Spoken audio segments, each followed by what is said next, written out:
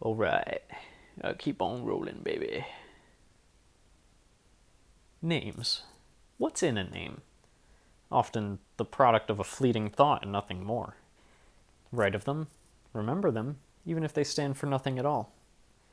Remember Elric Melwatt, Haley Doolin, Bavieri Dagwood, Azen Keefe, His Holiness Saint Exterephanim, and Varsity and Trance, the latter on parole, and DB, the meat grinder, and his asshole brother by extension, and the rest of them. Remember how much meaning your name, your titles have compared to theirs. I mean, they aren't bad folks, just not exactly notable, to put it nicely. Their names are most often but clouds, casting a seasonal depression onto the cluttered minds of men like myself. My point being, I'm proud to call you friend. Sentience is my cross, and those mean guys whose names I don't know will not stop fucking with me. I may not know why I have to carry this thing, but, at least let me do it in peace, goddamn. Get me out of these Crocs I've been walking for fucking ages. Anyway, willkommen, bienvenue, welcome to my show. We've returned. We're pulling a late one tonight. It's 10:46 p.m. and what a long, strange trip it's been. I can hardly catch my breath between, being an avid badminton player and just feels like I've been on my bike all day, dude. Well, so much has happened.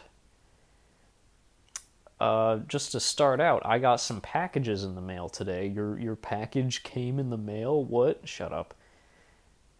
Two very important things, one of which actually pertains to what we're doing here.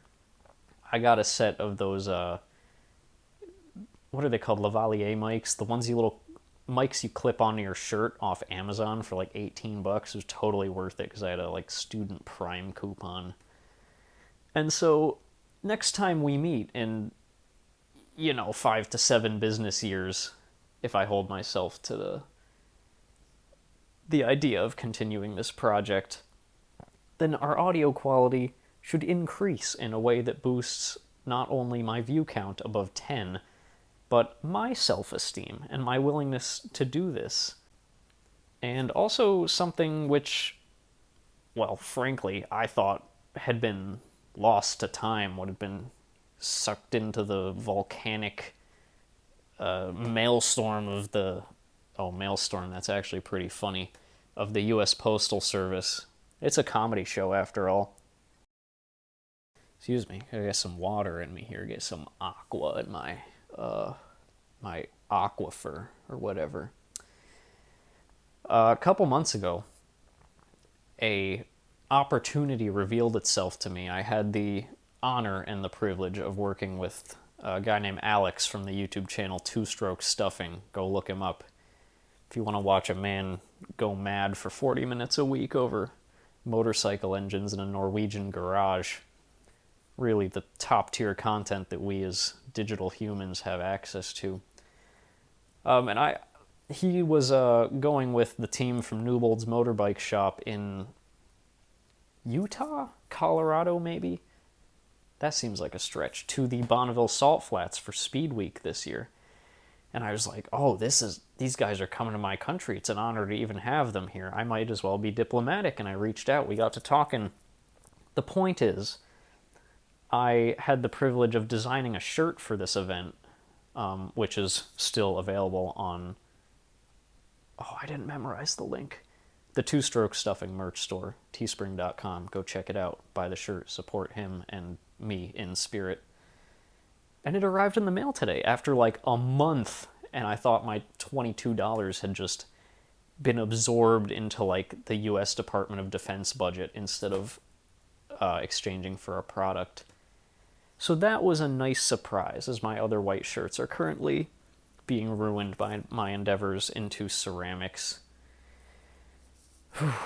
So that was a relief, and I can now strut around in my own work like some sort of bizarre human billboard for an event that likely no one around me actually was aware of. And that's special, in a special way. I remember Last episode, I started off with reciting an interesting human experience I had. We went with some poetry this time from my notes app, which is obviously where the pinnacle of literary content goes, as it should, as is your right to do so. No one can read your notes app. That's like looking into your soul, which is dirty and a little bit disgusting in some places because you haven't vacuumed, and that's on you. But anyway, what was I talking about? Human experiences. Today was actually a big day for that. I've been trying to make a more conscious effort to be more social lately for reasons we'll get into later. And also just generally preserving my sanity and enjoying the humanity around me. How was that related? Is that related? Anyway, I said I felt like I've been on my bike all day. I was coming home not even an hour ago in the dark, lights on the sidewalk following one of the main roads back to my residence. And, I was turned up a little bit. It was cold, and I had this uncomfortable ass jacket on that I wanted to get out of, so I was kind of cooking. And I see a form emerge out of the haze of the swamp, and it's like this tall dude, kind of built like he was kind of built like Abe Lincoln from Clone High, but if he was like more attractive. Does that make sense? You'll figure it out. And he appears out of the mist on one of those electric skateboards that all the guys who used to just be longboarders but now need extra adrenaline in their system buy. And he made me look like I was standing still, but I saw this light approach with him. Dude had one of the fattest hand-rolled joints I've ever seen hanging out of his mouth, and I'm no expert on these matters, but this dude was chuffing a fat one and just cooking on this skateboard. I wonder, as a scientist, I can't help but wonder if that's like, is the extra oxygen, is it like ram air forced induction for the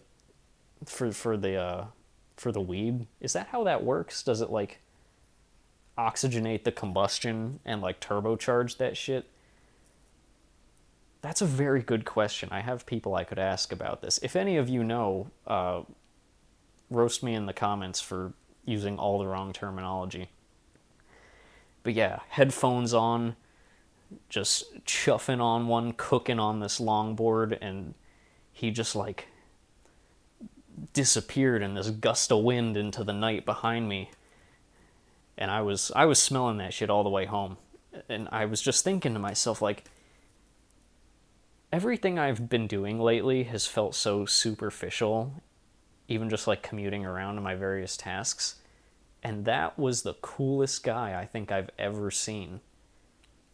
And how do I give off the aura that he does without becoming a pothead? These are all these terrible questions.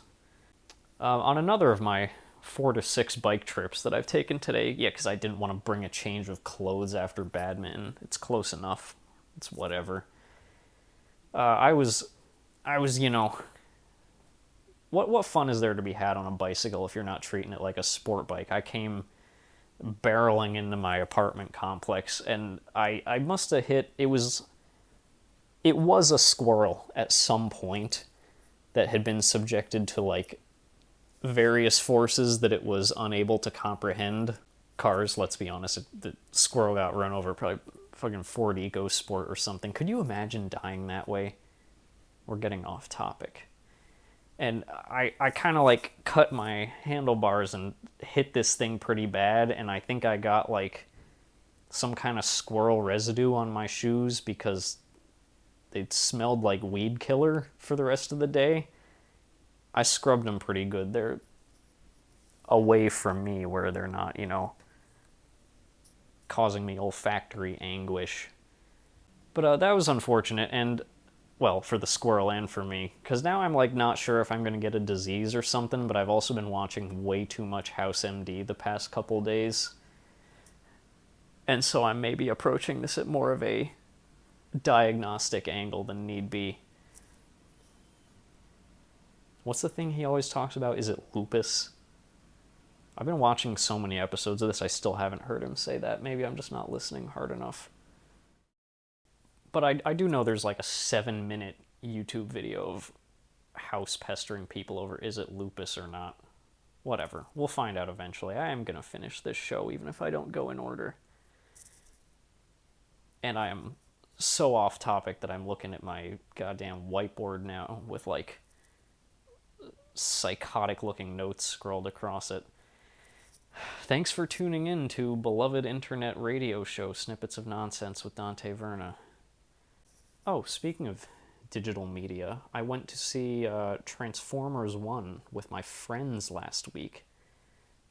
If you had told me it was Chris Hemsworth voicing Optimus, Orion, whatever you prefer, I probably wouldn't have known that if I wasn't informed of it, but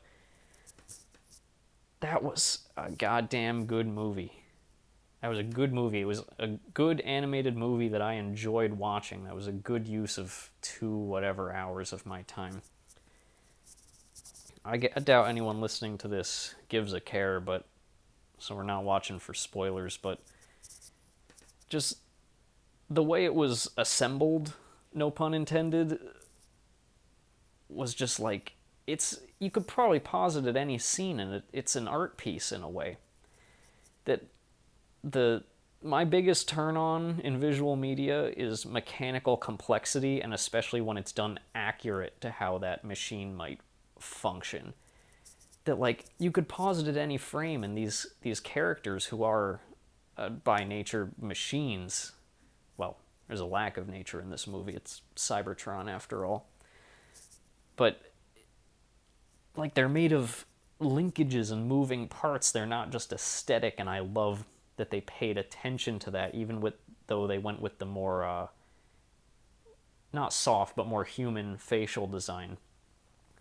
And let's not even mention the material finishes in this movie, especially when they undergo a that sort of transformation after encountering the fallen primes.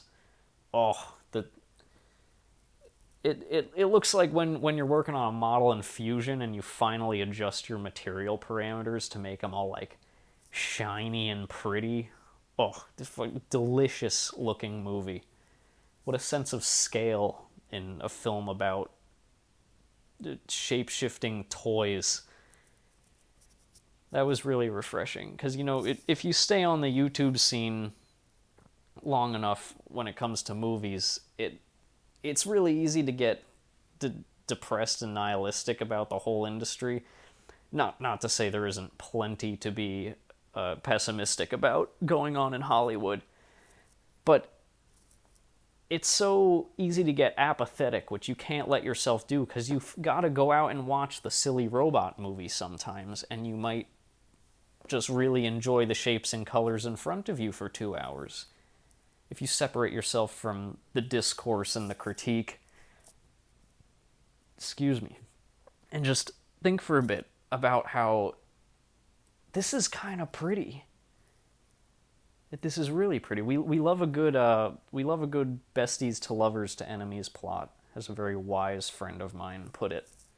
Yeah, of course, with all this intricacy, it hardly compares to the other movie I watched this week, Napoleon Dynamite, absolute classic, a testament to humanity's achievement in film. I love that movie. We just sat around and watched dinner. Watched dinner? I'm losing it. See, this is why I shouldn't film this late at night. By the way, this is take 2 of this entire episode, the previous of which I attempted earlier today. And A, ran out of time and was almost late to class and had to record it in 5 different segments just to get something vaguely coherent. Not one thing we've talked about so far was mentioned in that attempt. Maybe I'll recover it and publish it one day just to, cut down the non-believers in my viewer base from, cut the total amount down from, 18 to 12. That would be funny. I bet I can dig that up somewhere. Where were we? Napoleon Dynamite, yeah, the movie that got me into Jamiroquai to an unhealthy degree for a couple months. That when I'm toiling away, tearing my muscles in the ceramics studio, turning my human willpower into clay cylinders, and I got canned heat in my heels, dude. They don't know it. I just look like I'm spazzing out with my headphones on, but I'm on vibe and you're not, so I don't know what to tell you. Crystalline silicon is a hell of a drug. What else have we got here? Speaking of ceramics, now that let's be honest, my main endeavor in life is making shapes out of clay, which I thought I would, not thought, I do enjoy. It's a lovely, deep art form the more you think about it and the more you do it. And that's, unfortunately for myself as a senior in college, that is how you learn. You learn by doing, and you do a lot. You do a lot, and it's painful, and I've seen the toll it takes on people I previously thought unbreakable. That it has just made us so busy with the quantity we are expected to have in order to be proficient enough to be accepted by our superiors, our instructors. And, we're coping with it because we are locked the fuck in. That's a complete lie, but we need to keep telling it to ourselves in order to make what progress we can. But it's got me considering the factor that, what would I call it, superficial busyness is playing in my life as a whole right now, and the claims that are really being echoed by so many people around me, that when you pour so much of yourself into this to, say, meet quota, it creates a disconnect between your fellow humans. And I've had some really great conversations with lovely people today about the human disconnect. I've read some great articles in the past about something called the student disconnect, which is one of my favorite topics. And that we can't let ourselves be consumed by this work, especially if the value of that work does not really reflect in our soul what it means to us. And so I was getting pretty down in the dumps about this. It was taking a toll, like I said, on people I thought were steeled to the core against the grind. No, it'll weigh you down. It'll weigh you down. That clay, it'll do things to your mind. It may be a therapy, but it can also be a boot camp. It is, I guess that's how you learn. Yeah, so I was getting all pissy about how, it's taken away my social life from the people that I want to interact with and my human experience.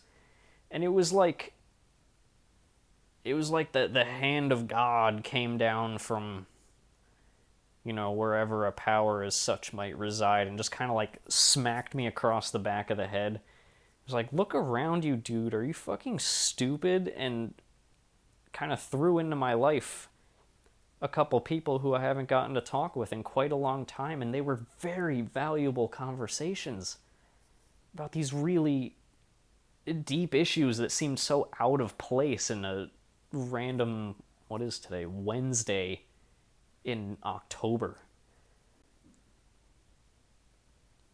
Divine intervention, perhaps. I'm not a religious man, but I'll take what I can get. I rely on visions frequently enough to reveal products of my work to me, that I don't think it's unreasonable to think that, I was put in these situations to prove me wrong. And, if some power of the universe was willing to put in that little bit of extra effort to show me that, I respect that, and I'm sure not going to close my ears off, And I think it was also important that this happened today, that this is starting to happen, is, again, I'm forcing myself to be more social, which is exhausting because I love locking myself in my house. I love being in my room by myself and, sorting nuts and bolts and drawing little pictures, which I have plenty of time to do now because I am recently single. It's not a topic that I'm anxious to go public about. It certainly doesn't matter to any of you, in your lives, but it's been an interesting couple of weeks. You know, when you have, as I was saying, so much on your plate, and a change like that is kind of thrust onto you.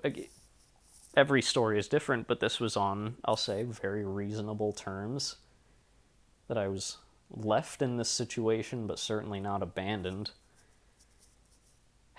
And we all come to terms with that at our own paces. This show is a form of coping mechanism on that matter and others, but obviously I've had this idea swirling around for a while, and I just wanted to kind of share these anecdotes with your people. Your people, that sounds bad. You people. You on the airwaves of beloved comedy radio show Snippets of Nonsense with Dante Verna. Calling this as a comedy show is an insult to anyone who does so seriously, but I don't care. That's not my problem. Yeah. Such is life, and you know, sometimes your bachelor card gets kind of returned to you like some kind of nasty library book that you just was way overdue, but you just weren't really paying attention, so you kind of forgot it was even checked out. Just something mildly annoying, like, I don't know, I was going to say Salo, but that's pretty fucked up, but Catcher in the Rye or something. My point being that these things change without warning. Sometimes they change without warning, you know.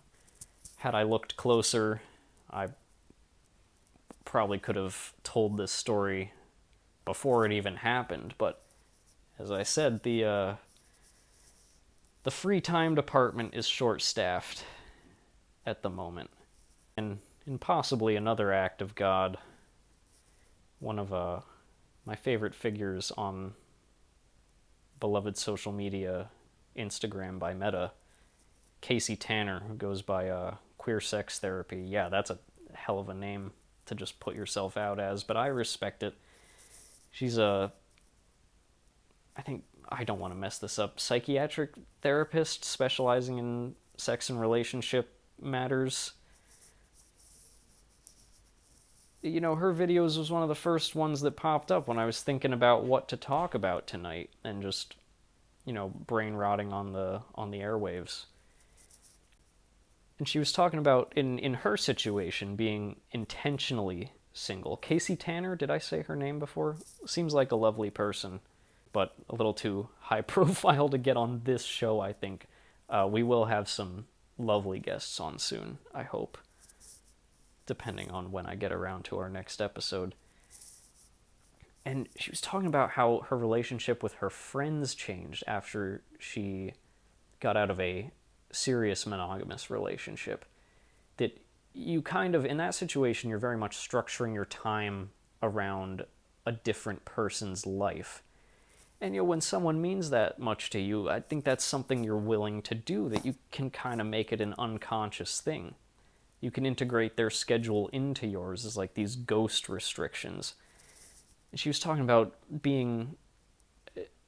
becoming single again, and how that relationship's the wrong word, I just used that, how the way one interacts with their friends changes, that it might even become a more anxious attachment, that, you know, maybe the person who was your main focus is just no longer a factor, that, okay, these are the people I have left. You fall into that mindset of, okay, I've lost, this is all I have left, these people. And, you know, you might, it can be a positive thing that you'll just, you know, cater to your friends and their needs and be more conscious of all this. But that the change is there, that, you know, it's a time to reflect on, not if you've been ignorant, you know, if that's the case, then people probably wouldn't have stuck around, but how can you best cater to these other people in your life?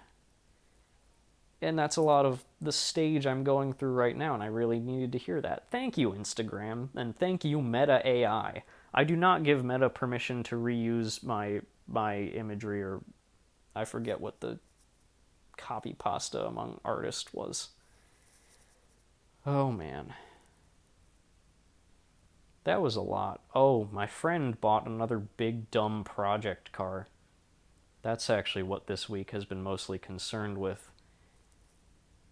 That I have the need to clean, that I'm an adult now and I like cleaning things. That's one of my hobbies. A good friend of mine bought I think it's a 1982 Jaguar XJ6 4.2 with the XK motor. If anyone knows the lore on that, you know this is a serious performance machine. We're talking like almost 60 horsepower per liter here. Like the real kind of numbers that you sandbag a guy with on the drag strip. 4,000-pound car making 200 horsepower, and it costs $700, and it is crusty as hell. And I wanted to clean this car so bad. I want to make it shine, at least on the inside. The paint is in a condition not befitting of something at its price point. I'll admit, some things happened. Our initial date to do this disappeared, and that kind of fucked up my weekend. But that's in the past. But yesterday, I got to clean the car. I got to sit there, masked up, goggled up, gloved up, with my vacuum cleaner that we found in the dumpster, and just freaking go to town on this thing. It looks like an 80s kind of lounge that just smells like cigarettes inside. This thing came with a bottle of cologne when he bought it. What a machine. It was running, it doesn't run now, but at least it moves in both directions when it does. Speaking of cars, loud-ass BMW outside. Sorry about that. There will probably be Jaguar updates now and then on this show, but what matters is I got my closure, and I got to really polish a turd in the most literal sense of the word. That age refines many things, but an old British car is not one of those things. Let's hope that isn't the case for this show. As before, if you'd like to view some of my other work, follow DV Auto Art on Instagram. That is DV_Auto Art. And make sure you do your homework before you go to bed. That's all for now.